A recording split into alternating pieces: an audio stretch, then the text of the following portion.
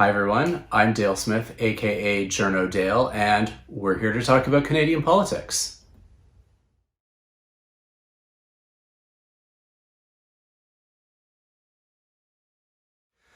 Our American friend TJ is back on the FaceTime, and she's got some questions. TJ? Hi, Dale. Yes, something that's been on my mind, considering how much everybody's paying attention to the spaces that we call home, is an interesting comparison I saw earlier this week that was a bit binary, but it was looking at the contrast between the Canadian approach to managing perceived housing bubbles and other countries' versions of this. So I was really curious about what is the capacity of Canada to actually influence housing bubbles, and what are the vehicles for that, and maybe what is your prediction? Okay, so we've got a couple of different vehicles. One of them, I believe, is with the Office of the Superintendent of Financial Institutions, I think. And they're the ones who are basically looking at banking rules. And so things like mortgage stress tests, I believe, fall under them. And so that's about needing certain amounts of liquidity and down payments and so on before mortgages be granted. There's rules around that. They had been tightening those up in the last couple of years because we had housing bubbles already, and they deflated a little bit and then they kind of got reinflated again. So that's part of it. And this is something the Bank of Canada is always looking at in terms of when they're setting interest rates, trying to make sure that they're not so low that it creates a massive consumer debt issue with mortgages. So that's partially the mechanisms by which that kind of happens. But one of the things is that, mortgages are only really part of the overall picture when it comes to housing. And part of it is, a really big part of it is supply. It's much more of a supply side problem in Canada than a demand side problem. And that's I think one of the issues that we're really facing. That is fascinating. And I mean, obviously, it's been kind of acknowledged that in a lot of places around the world, supply has become an issue during COVID, of particular types of places, and maybe people seeking out more space in their domestic areas than they would have when they were able to travel, or because they realized that without their kids going to school and people going to the office, the house itself or the living space is a bit in crisis. Yeah, and there were tons Yeah. of stories about people who needed to find houses with yards all of a sudden. And that's also so interesting because I've been following as well the supply side issue with, particularly in Ottawa, which is where I'm based, Yeah. as are you. The homelessness issue, there's been some stuff in the news here about the use of hotels, suites, etc., for actually homing families. And there's been some interesting follow-on that the pressure is going through the market all the way to emergency housing and capacities to have people in multi-roomed units, especially homeless or home endangered families. Yeah. And these are things that the federal government has been trying to address with their own programs. They've put out what they call a rapid housing initiative, so that gives capital to cities who can then use it to purchase an old hotel or something like that as these kind of emergency housing situations or places. So that is something that they've been very alive to. They're also working with the provinces in order to create certain kinds of rental subsidies so that the money actually goes to people rather than to buildings or landlords, so that they've got some kind of a rental top up that they can use for their own housing rather than needing to use social housing on its own. So those are initiatives that the federal That's government is fascinating. working on based on what they're able to using the levers available to them. Yeah, that actually makes me wonder as well. As usual, I often bug you about this, but in terms of, I guess, policy, jurisdiction, etc. So this rapid housing thing can be an initiative of the federal government, and then where do the provinces come in terms of controlling the market as much as, is desirable, etc. Yeah, I'd love to hear about Yeah, well, housing is provincial versus housing federal is actually guidelines. primarily a provincial jurisdiction, but it's something that the federal government has historically made financial contributions to. And then during the big deficit reducing years in the 90s, the federal government really took a big step back out of that and downloaded a lot of that onto the provinces, which is partially why it created a lot of the problems that kind of got exacerbated in terms of supply and, kind of a funding crunch for housing. And the federal government did start getting back into it a little bit under the Harper years, much more so under the current government. And they've got a 10-year national housing strategy and so on. So they're trying to re-engage in that particular policy space using the levers they have at their disposal, which are largely financial. So we will give you housing contributions that provinces can then direct toward their own housing programs. Do you see there being any places where it's an advantage to, I mean, this is very interesting because obviously the provincial administration capacity for something as specific as housing to each area is a pro in the column of having provinces kind of do this. Mm-hmm. But do you think anything has changed in terms of that with the sort of international level of COVID's impact, etc.? I think it's just made it more acute more than anything else. I don't know that there's anything particular in terms of capacity issues, because a lot of that also gets downloaded on municipalities, which are creatures of the province. But Right. The other thing I think where this jurisdictional issue is really acute is around the supply side, which has a lot to do with zoning issues and so on, and that is a lot. Both municipal but also provincial, especially because a lot of these issues boil down to a lot of NIMBYism.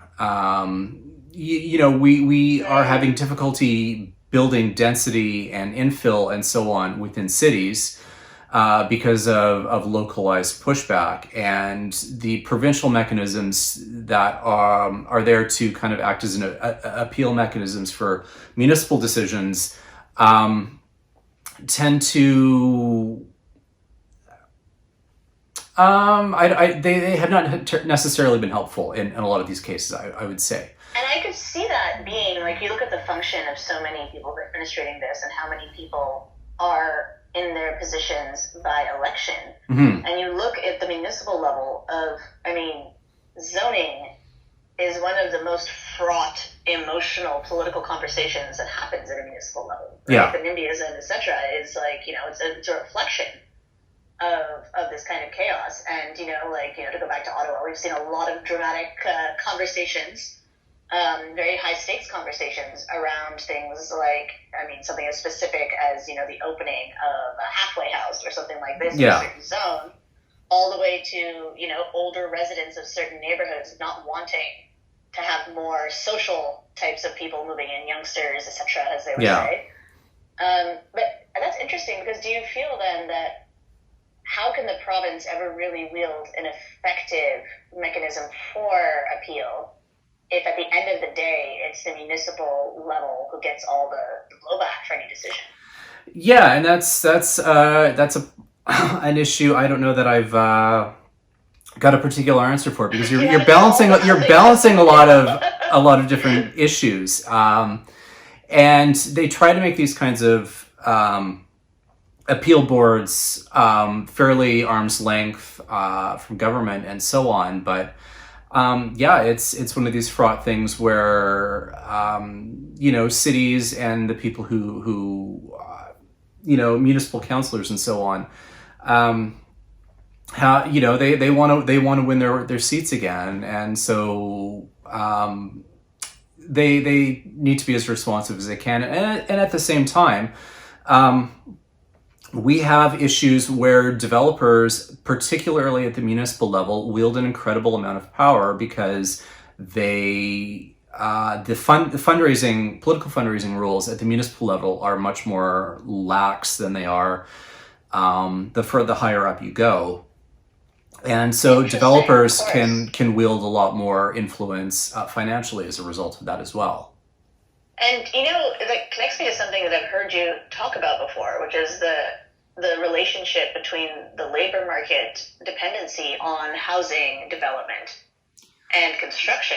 Yeah. And once you acknowledge how interdependent some of this stuff is, it seems rather insurmountable. So I just love to hear about that. And also my kind of final question would be, do you see this being an issue in any upcoming election? That's in terms of an election.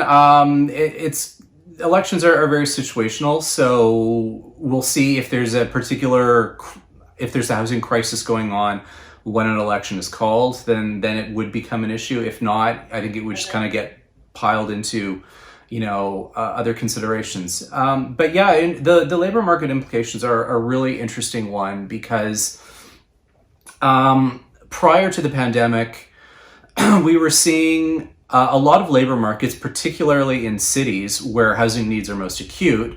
Those labor markets were tight. They were at the theoretical maximum employment in some cases, which means it's not only our cities having a supply side problem in terms of not being able to build enough housing, which also has to do with population growth and immigration. And there's an economist, Mike Moffat, who's been doing really interesting work around this in Toronto, and how the anticipated immigration growth into that city far exceeded the initial expectations, and housing was not able to keep up with that, which is why the housing market is such a problem in that area in particular.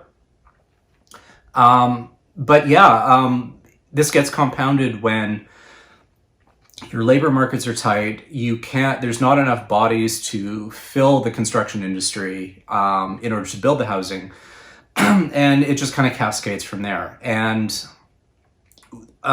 being someone who's from Alberta, we've seen experiences where it's those labor market shortages, particularly around construction, because when they're building so many huge things during the boom years, that it overheated the economy and wages went through the roof and costs for projects skyrocketed because the economy was overheated, the labor market was too tight, there weren't enough people to fill jobs, particularly in construction. So these are all things that governments need to balance. Now, post-pandemic, I don't know that this will inevitably change much because construction was very minimally affected by this pandemic, unlike other industries.